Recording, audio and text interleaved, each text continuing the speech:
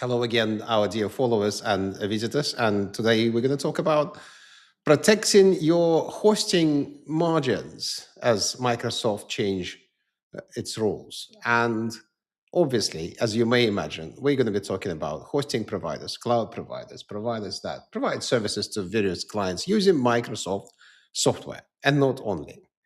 And we talk about service providers a lot on this channel and on our website, SAMexpert.com. You can see a QR code here where you can go to our website. And the reason why we talk about it is that half of the services we provide is related to service providers. We actually saved, I personally was involved in projects which cut Microsoft's not revenue, the penalties, revenue, by over $1 billion American dollars, because we just look after the cost, look after audit defense for service providers, and that's what we do. We're just a purely cost optimization business that is focused around Microsoft.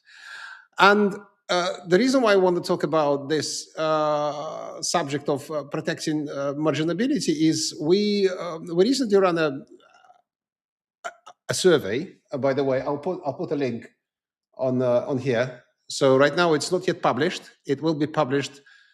So today, when I'm recording this, when I'm talking to you live, this is a live event, was the date? 8th of July, 2026. So in about 1 or 2 weeks, we're going to publish it.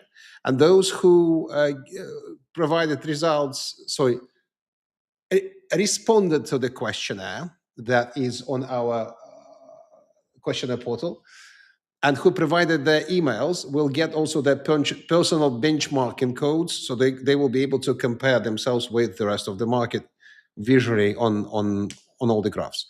And the portal will just simply request you to register. There'll be no paywall, nothing like that, and then you will be able to see the results of the survey. But I am happy to present some of these today. And the reason we also want to talk about profitability is we often talk about audits. Audits are disruptive. Audits happen, by the way, quite often, surprisingly often, which I hope I have a slide for it. We'll get to that. But the day-to-day business of service providers is not about audits.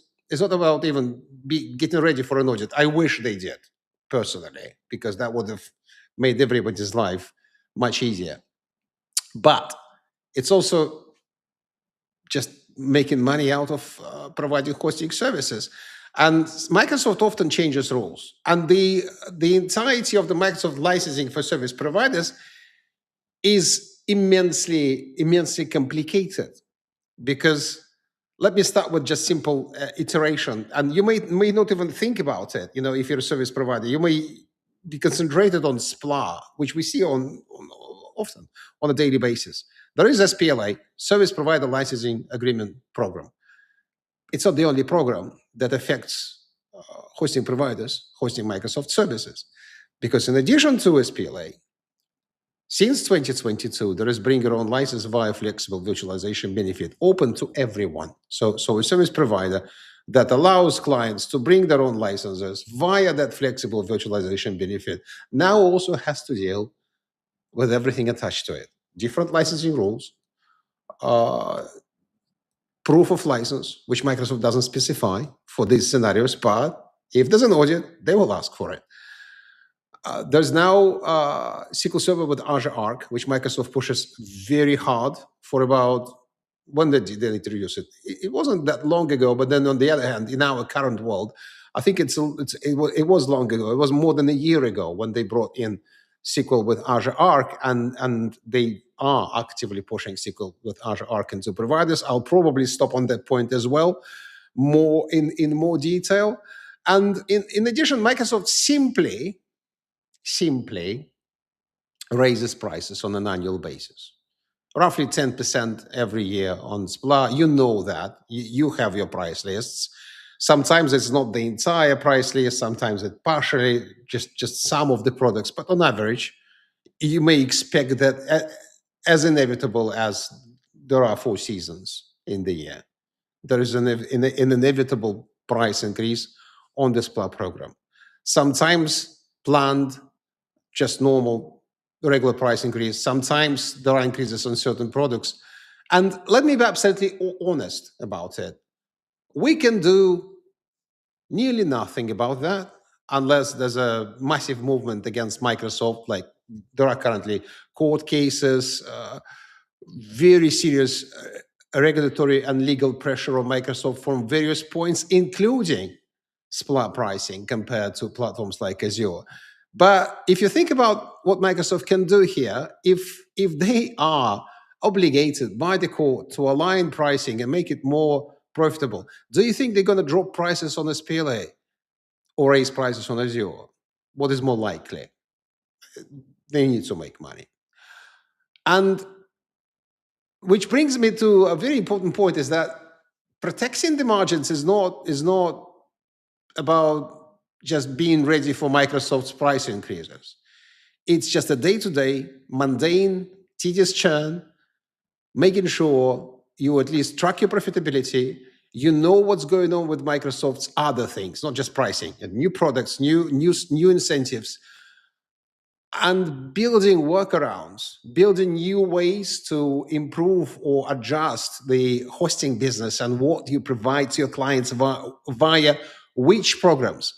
What other interfaces do you have to take your clients' money instead of leaving that money on the table, or that money going directly to Microsoft or to a third party, for example?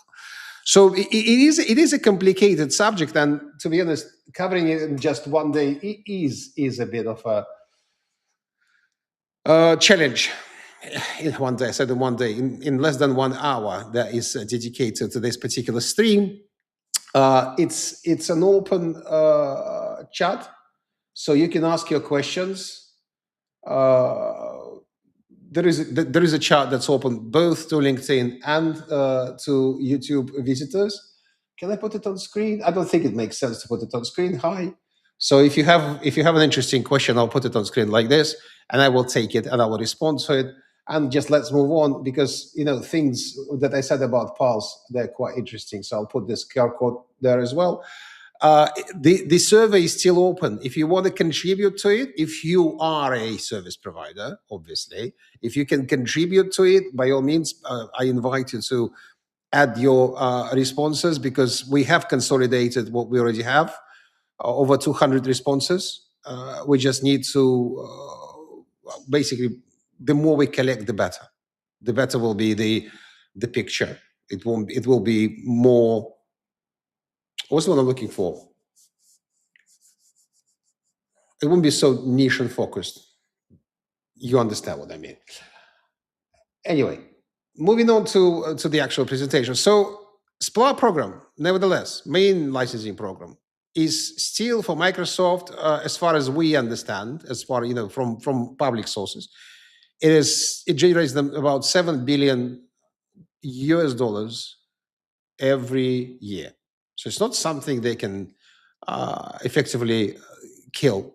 And the rumors of that, though, have been circulating for quite a while. And rumors, Microsoft justifies that with the wording around, it's an old licensing program, nobody needs it anymore. Providers need new licensing programs, which is not true. And this survey also showed us that. So SPLA at least is promised to remain until 2029. That is actually a promise that Microsoft gave in writing in 2024 in a legally binding document. So, but then again, there's no alternative. Let me show you a few slides from the survey so we can have a starter. One of the questions we asked is how profitable is your SPLA business? And bizarrely, 19% don't measure profitability of the SPLA services at all. And it also obviously depends on how you interpret this question, but the way we want you to understand it is that there's 90% of the organizations that either don't measure or don't care or haven't yet implemented any measurement strategy to actually understand the profitability of their SPLA business, because they probably make money on something else, hosting and whatnot, and SPLA just goes as an add-on. But to be honest, that is leaving money on the table. If you don't know your marginability and profitability of precisely providing services with Microsoft software and profitability on reselling those licenses, I'm using the word reselling. You're not allowed to resell them, but providing them via the SPLA program to your end clients, it's something that is possible to do, and obviously to improve profitability of the business. It's almost 20% not tracking is a staggering number. Honestly, it is a staggering number. And then 13% said they are not very profitable. They either break even or have only 5% profitability on the Microsoft supply services. Can something be done about that? Absolutely, yes. So as with Microsoft changing licensing rules and raising prices, very little can be done about it. But your internal kitchen, absolutely. We have seen service providers reducing their SPLA costs, inbound costs, by 30% without damaging the outbound costs. So in the overall scheme of things, the improvement probably wasn't 30% for the entirety of the hosting services like colocation, barebone service and whatnot, but particularly in the area of Microsoft SPLA. Profitability going from, let's say, 5% to 35% is a completely different picture, isn't it? So the next thing I want to show you is that it's very, very well related to that. And since we don't sell any tools, don't think that this is some kind of an advertisement for a tool. We don't sell any tools. We stopped partnering with tooling companies. We're still friendly with everyone. But we're a purely consulting company, and this is purely an independent report, an independent view. But you can see that 23% of the respondents to the survey don't use any tools. There's a fully manual process to calculate what is SPLA reporting, to calculate how many licenses their end clients consumed in a certain month, and how many licenses they have to report to Microsoft in the same month. I probably won't shock you if I tell you that the accuracy of such calculations is extremely low. And those numbers are not often updated with the true position. Those numbers are often off because people putting this together manually often just don't understand the licensing calculations. And especially if you bring in stuff, this is just SPLA. If you bring in other licenses, like bring your own license or CSP licenses that you resell and host them, because you can do that. Every provider, unless you are Amazon, Google, Alibaba, or Microsoft itself, you can host, you can sell clients CSP licenses or enterprise agreement licenses and then host them for them in the same infrastructure, as long as they're eligible, which is effectively either a subscription or a software assurance subscription, so some kind of subscription, active subscription. You can host that license. These calculations are difficult. Can they be done in Excel? Yes, if you know how they're done. And again, how can you protect your profitability if you can't even calculate it properly? So that's another question we need to be absolutely open about. That question is on the table.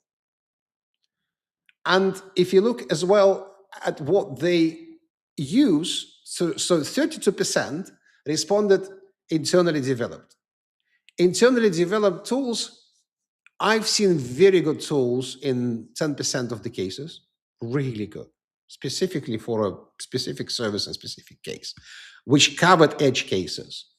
90% of the time, it's a tool that is built very quickly, vibe coded or coded by somebody who actually knows how to code, not even using AI, but it addresses very specific scenarios which don't account for flexibility, changes, edge cases, and scenarios that are not even edge case scenarios, cannot be even predicted. Let me give you an example. Let me not be too vague about it. If there are licenses that are licensed per user, you have to count every user that is authorized to access remote desktop services of any kind, not just Microsoft, any kind, VNC, Guacamole, TeamViewer, doesn't matter. You have to be able to count all users authorized to access. What does it mean authorized to access? That the system administrator added to specific security groups. We're seeing scripts, custom-made scripts, counting users in specific security groups.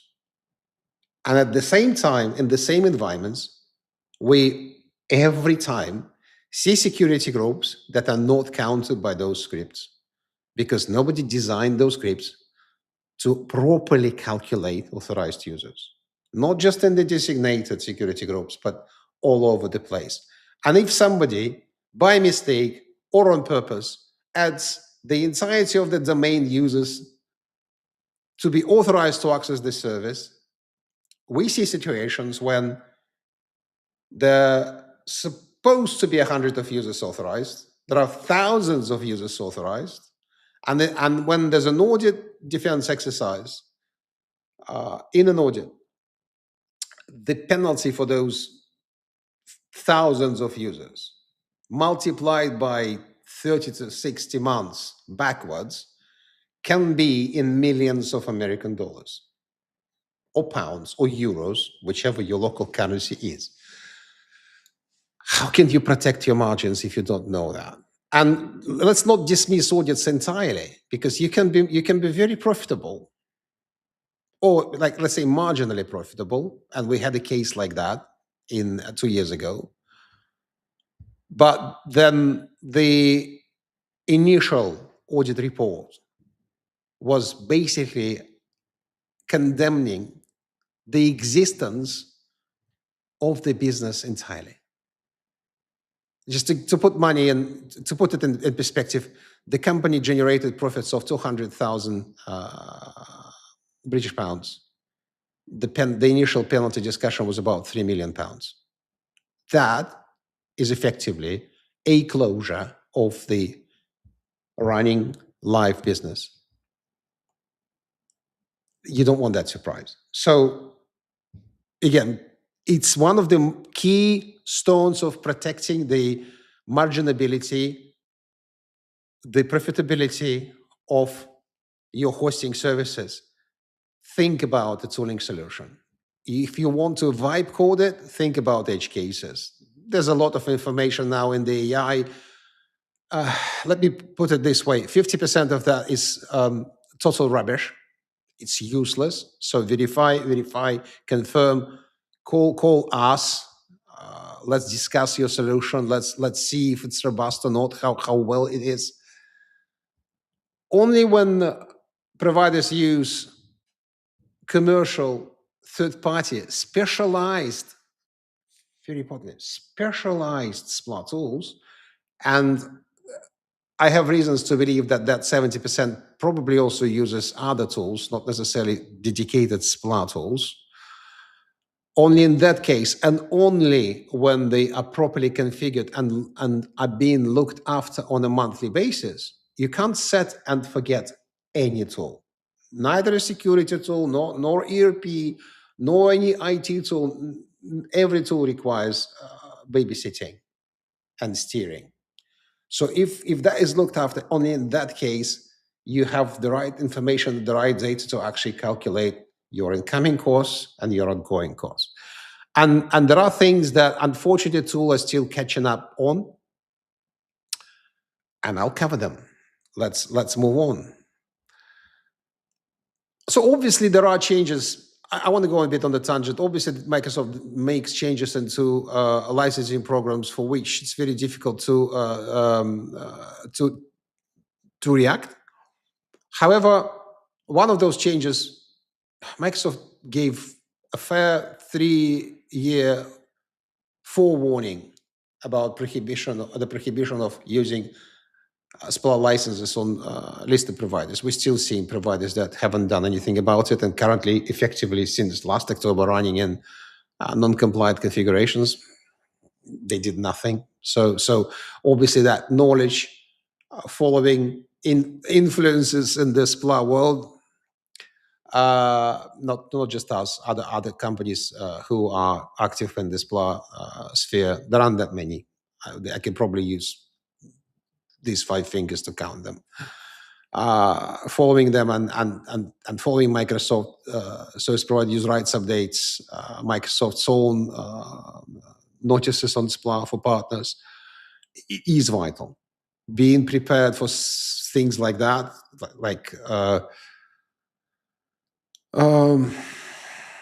what can I remember? And the biggest change was Dynamics, when Dynamics was removed from SPLA. And in countries like Netherlands, every provider we work with in the Netherlands, every provider has some form or shape, 1 or 2 or all clients having Dynamics licenses hosted on their hosting platform. So fun stuff. If Microsoft then suddenly removes that, they give forewarning. They give a forewarning.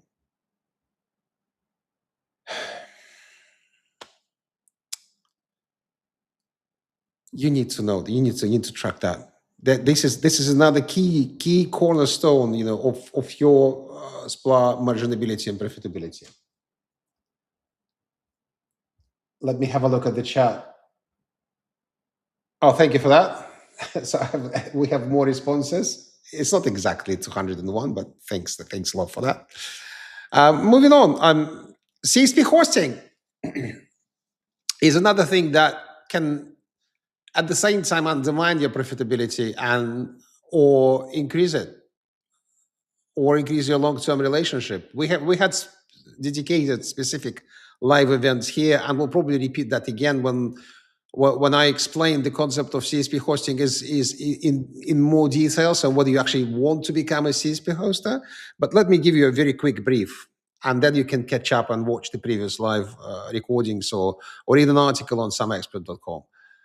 CSP hosting is effectively a program where Microsoft allows you to include CSP licenses in your hosted services, but you don't have to become a CSP hoster to do exactly the same. You can just be a regular service provider and you can still resell CSP licenses, making margins on those licenses to your end clients. So you have an alternative to the SPLA program and still hosting those licenses for your clients. The only benefit of the CSP hosting program is you can activate those instances with your specific keys.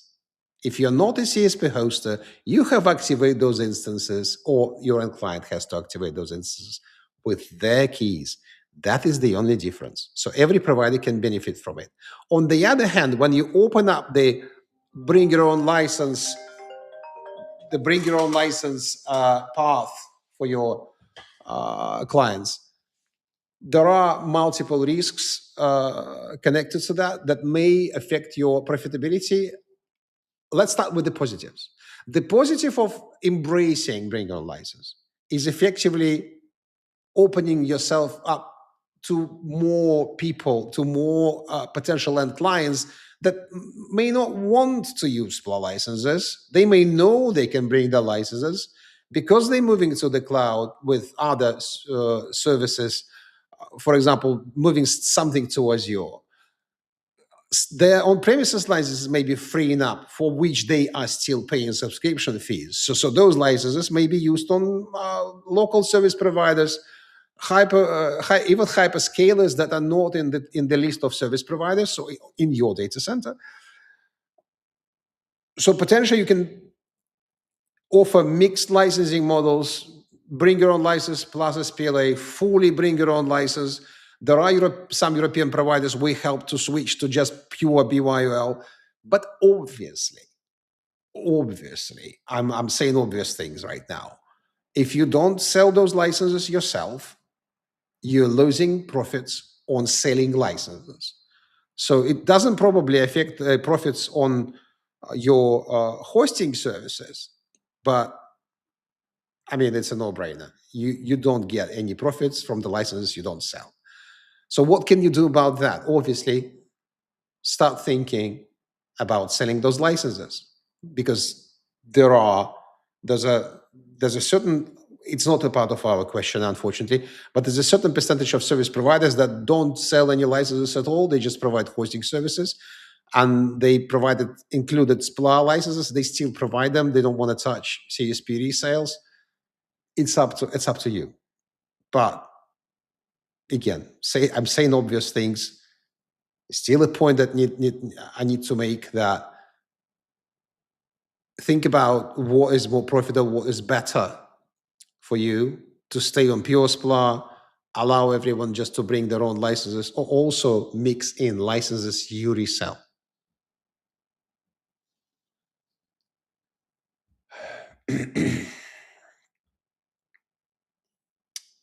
Compliance position. Well, we'll get back to that. Sorry, I'll get back to that point.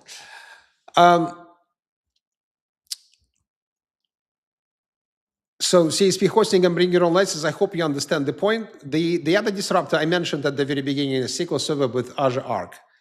The considerations with SQL Server with Azure Arc are exactly the same as with bring your own license. It's still, although it is decreasing because Microsoft's focus is now in AI and sales focuses in AI. How they're going to sell this to providers, we have no idea yet.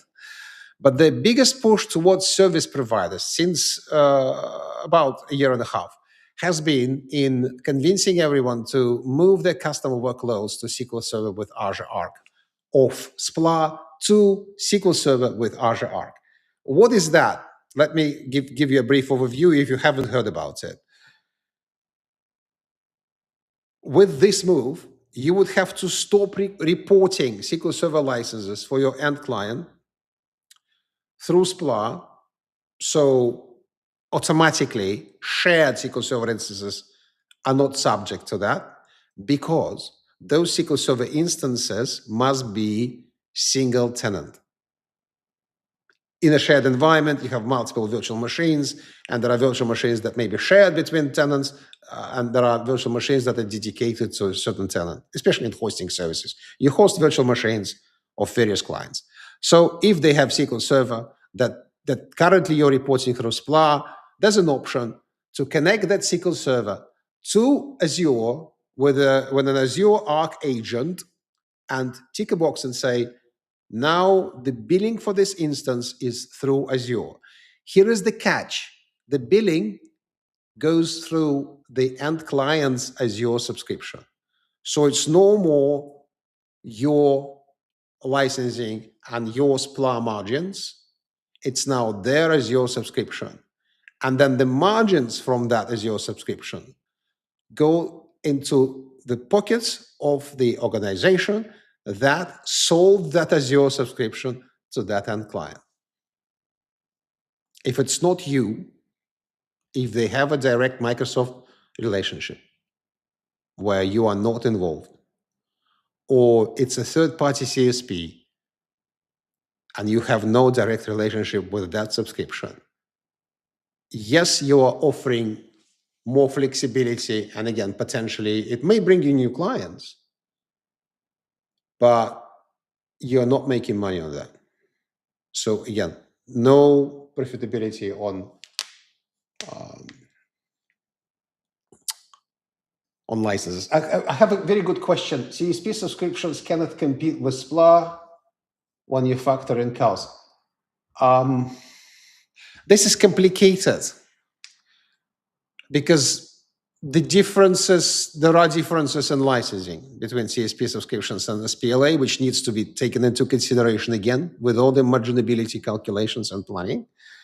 For example, on SQL Server, in SPLA, there are two licensing models: per core, unlimited users, or per user, unlimited number of instances.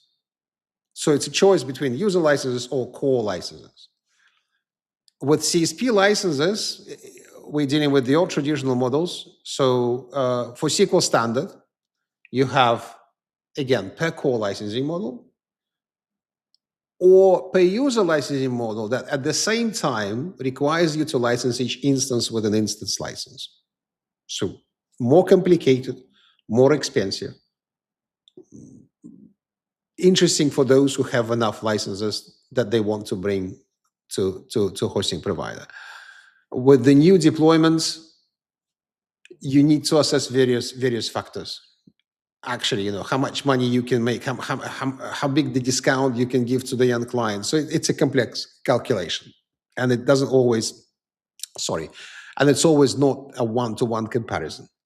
With a Windows Server, it's a bit more complicated, because Windows Server through SPLA doesn't require client access licenses. It requires remote desktop client access licenses, but it doesn't require normal traditional Windows Server client access licenses. In a bring your own scenario via CSP, you need to think about CALs, and that is an additional cost, and that suddenly makes Windows Server much more expensive on a bring your own license scenario, unless you are a CSP hoster, and in that case, Windows Server CALs are not required. That's another benefit, by the way, of becoming a CSP hoster, but it is so niche and so complicated. So on its own, it's not a good incentive to become a CSP hoster. Seriously, we have assessed it at least 10 times, and every time, we couldn't find a good justification for either scenario, because it's just too complex. It needs to be assessed in the overall picture. And since we're on that subject of Windows Server and hosting, it's not a known thing. It's not a known concept for some reason, because of the complexity of Microsoft licensing, probably, that Windows Server can also be brought as a bring your own license to a service provider. And that brings me to another point of reducing cost and controlling your marginability, managing your marginability, increasing it, is dedicating certain parts of the infrastructure to certain licensing scenarios. The majority of the tools we see hosting providers use just provide like a flat infrastructure management tooling, where virtual machines are just deployed in massive hyper-converged clusters.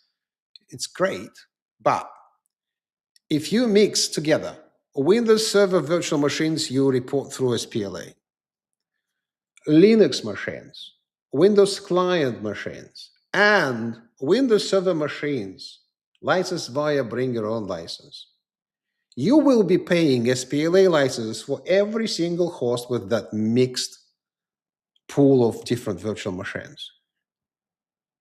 So it's a no-brainer step to reduce your SPLA cost and therefore increase your marginability, is to dedicate a certain part of your infrastructure with the tooling that you have, or ask your tooling provider to improve it, just to Windows Server production virtual machines that you are reporting via SPLA, because then you will only be paying licenses for compacted, dedicated infrastructure where you only run Windows Server instances licensed via SPLA, and all your Linuxes, all your Windows clients, all your other Windows Server instances that clients deploy using their own licenses are floating in an environment where you don't have to pay for Windows Server licenses via SPLA. So that's one thing. The other thing is, which also helps reduce costs and improve profitability, is reviewing practices which are clearly outlined in SPLA or service provider use rights as things you don't have to pay to Microsoft for. And the best example is disaster recovery service. If you have disaster recovery infrastructure in your data centers, and that disaster recovery infrastructure is used in a 100% compliant scenario with how disaster recovery is defined in service providers' rights, and for the cases when disaster recovery is provided for on-premises workloads with product terms, which is another licensing program service providers have to know. It's not just SPLA. Actually, service providers are dealing with the most complex licensing situation. SPLA itself is the simplest licensing program of Microsoft. It's very simple, but it doesn't exist in isolation. So if you use disaster recovery environments with complete 100% compliance with Microsoft licensing rules, did you know you don't have to pay for them? To put things in perspective, we helped a North American pretty large service provider in an audit defense exercise. During the audit defense exercise, we discovered that that provider, listen to this, may reduce their reporting by 1.2 million American dollars per year. 1.2 million American dollars per year. And they ran that scenario past the auditor and Microsoft and got written confirmation that that's exactly the case. Now, that money goes to their pocket. That is another cornerstone of the improving and protecting your marginability, profitability, is just understanding the legitimate ways of cutting SPLA costs.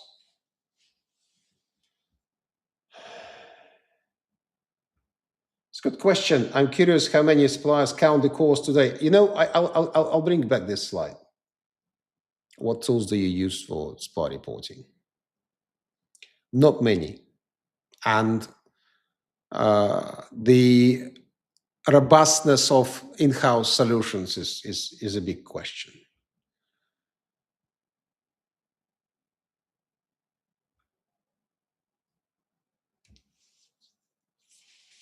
Speaking of expectations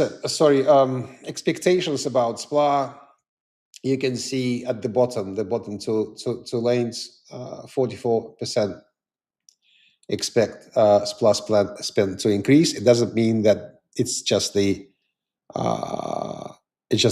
cost of licenses themselves. It's actually to show that the SPLA business is growing. It's not going anywhere. Whatever your reseller incentivized by Microsoft, and I'll be blunt here, I'll be nearly rude. We hear a ton of rubbish from Microsoft fanboys and Microsoft resellers saying, SPLA is going to die, you need to switch to a different licensing program, nobody needs it, everybody is migrating off SPLA. It's not true. So according to the results of our poll, it's majorly stable. Only 19% of the respondents, what's the word I'm looking for? People who answered the questionnaire said that they will decrease their SPLA consumption. Only 17%. That is the actual truth from the ground. And SPLA is mostly not really governed. Only 28% have a current tested plan of SPLA governance and SPLA audit governance, which again raises the questions of being really being in control of not just audit preparation, but also SPLA governance. Because audit, one of the benefits of a good audit defense exercise that is not a one-off, that is not forgotten after the auditors left the premises, and we actually have a dedicated video on this channel where I talk about cases when providers between the audits, forget entirely what they learned. You still learn new things, and you learn things that improve your business. We have seen after audits providers reshuffling the product line. We have seen providers after audits redesigning their data centers. We have seen providers reducing their SPLA costs. Lots of consequences. Unfortunately, not everybody learns. But, well, nevertheless. Audited or verified in the last 12 months, 45%. Actually, this number My assistant put it on the screen. It's not 45%. Over 50% of the respondents said that they have been audited in the last 12 months. So audits are assigned, are an inevitability, unfortunately, in the SPLA world. Not going to stop on that unless you ask me to. But yeah. Flexible visualization benefit, BYOL. So we asked that question as well. What percentage of workloads use customer-owned licenses? So you can see that not everywhere there are customer workloads. So let's look at these particular columns: 14, 12, and 7. What is this? 14 plus. I wouldn't consider the 1 to 10%, but the more I would say. I keep forgetting the words to use, where BYOL is significant. We have 7 plus 12, 19 plus 14, 33% of the service providers using bring your own license. So, as I said, considerations for managing bring your own license, and how do you make profits from bring your own license? By reselling the licenses. An obvious answer is something to seriously consider. Azure Arc enabled, 24% are using. Many are not. Many are planning in 2026. So if you are that service provider that is planning this way, that is planning to implement Azure Arc, do you have the strategy of how you are going to make money on it? Do you resell those Azure subscriptions?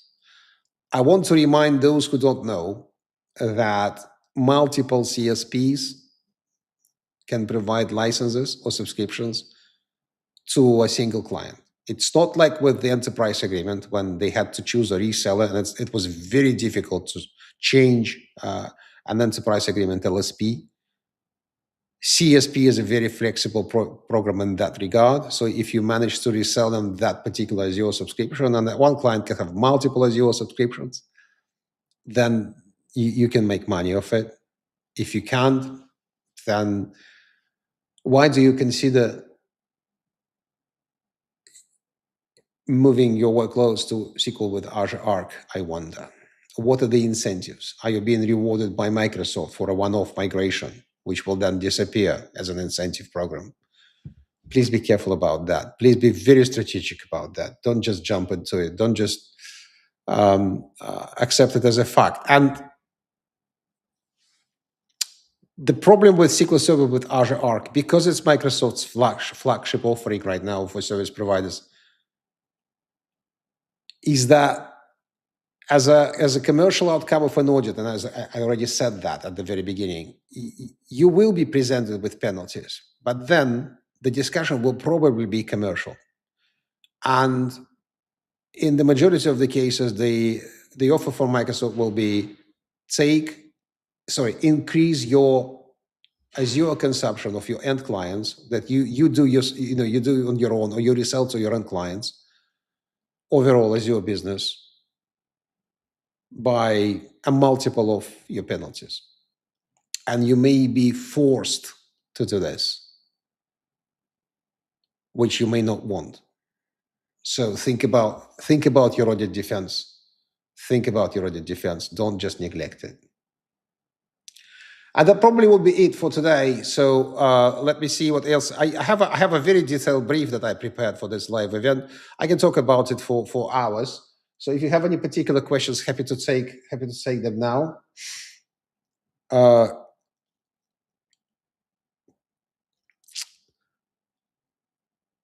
I guess one point that I haven't made yet is that obviously when you don't have enough control over your SPLA estate, good processes, good tooling, you don't have good visibility into your margins and what you need to report to Microsoft, what you need to precisely bill your end clients for, then there are the usual risks of over-reporting. And in the majority of the cases, on in audit defense exercises mostly, what we find, and the auditors also find that, but they won't show you that. The auditors won't show you over-reporting. We see cases when over-reporting to Microsoft, incorrectly reported licenses, just in case, or because of calculation mistakes, is quite often more than the licenses they underreported. And as an outcome of an audit, nobody is going to discuss with you your over-reporting. All you will see are the negative numbers. So the months where you paid more will be ignored. The products on which you paid more will be ignored. The entire discussion will be what you owe to Microsoft. And it's painful. The balances are different, but extreme cases, let me remember one extreme case. A provider was short by 4 million on Microsoft licenses, at the same time having overpaid 11 million to Microsoft, and Microsoft wouldn't move, wouldn't budge. The negotiation was very painful in that case. They won at the end, but it took them multiple rounds of negotiations, a lot of nerves, a lot of mental health, and, well, some interesting political moves as well, pushing buttons well beyond just a pure commercial negotiation to convince Microsoft to withdraw the penalties in that case. So, and the reason for that was, again, simply no control, no particular focus on the SPLA licenses, which could potentially cost them 4 million American dollars. Oh, sorry, that was euro. That was Europe. 4 million euro. There you go. Real example.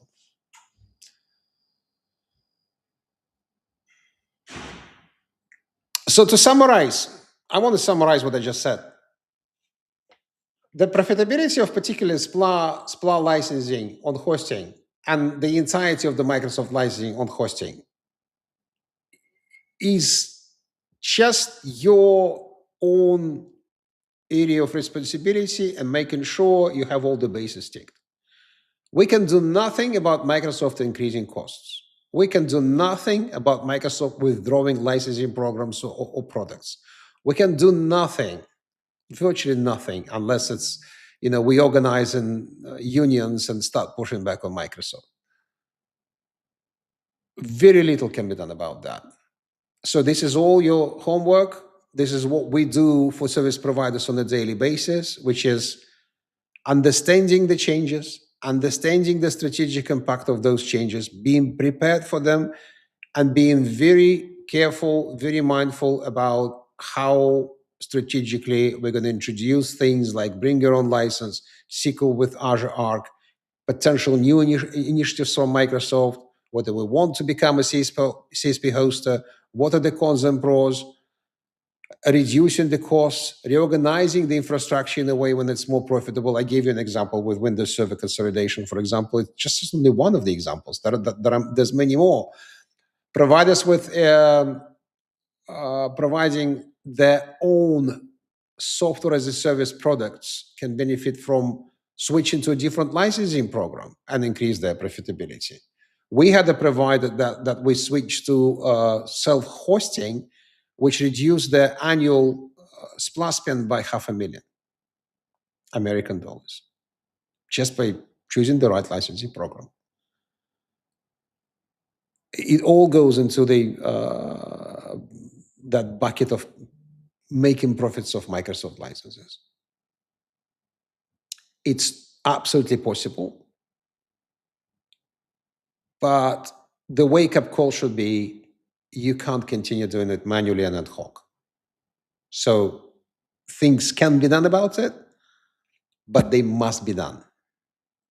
And on that half-sad note, I think I will wish you the best in your SPLA providing business and your service providing business. I hope to see you soon on this channel. I hope this was educational. And if you think I'm talking rubbish, I'm open to your comments.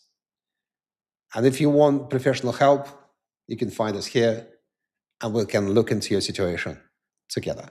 Thank you very much. My name is Alexander Golev, and all the best to you. Bye-bye.